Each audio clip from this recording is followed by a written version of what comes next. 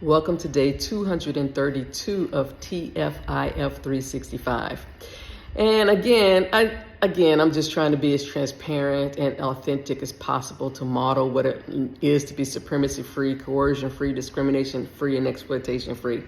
And particularly provide examples of what I mean when I talk about the coalition of the wounded.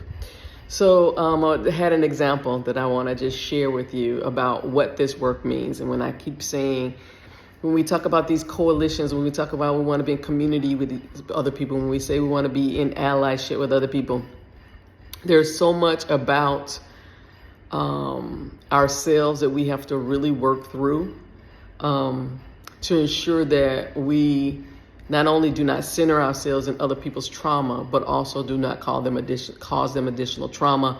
And what our efforts do are elevating, amplifying, and providing a path to progress rather than a detriment to what people are already dealing with. So I talk a lot about putting a space between my trigger and my response. And yesterday I had an example of that.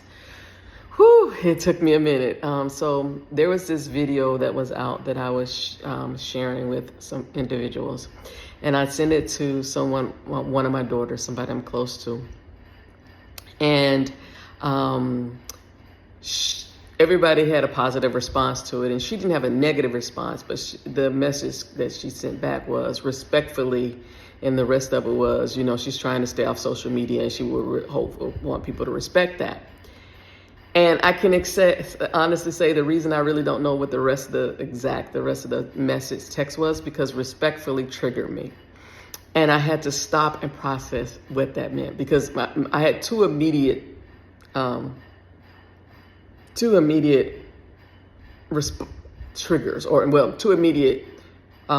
default responses that I wanted to do. One was seeing that respectfully triggers that passive aggressive shit that you get in the workplace. And so it triggered me, and one of the things I wanted to do was prove that I was right. Two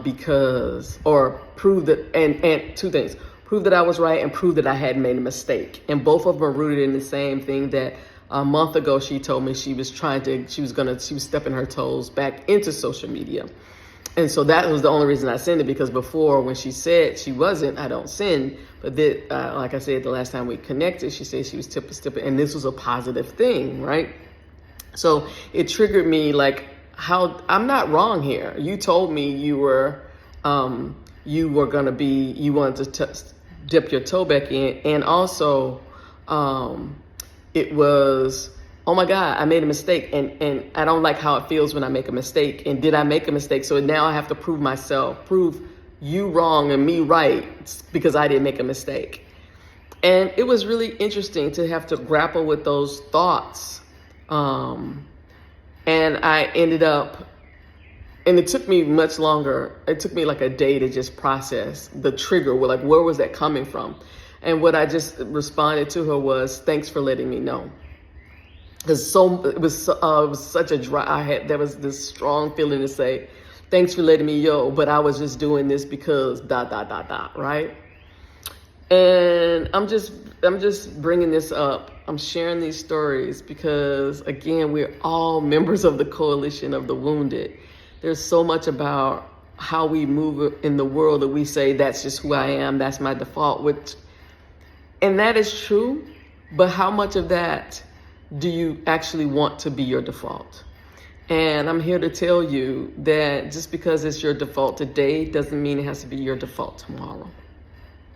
So as we continue to take this journey with each other, as we continue to seek out supremacy-free, coercion-free, discrimination-free, and exploitation-free in all things as much as possible, I want to say, just recognize that we're all a part of the coalition of the wounded, and it's time for us to start practicing putting space between our triggers and our response, so that we're better able to deal with ourselves, and our default negative behavior is no longer the default. So until tomorrow, peace.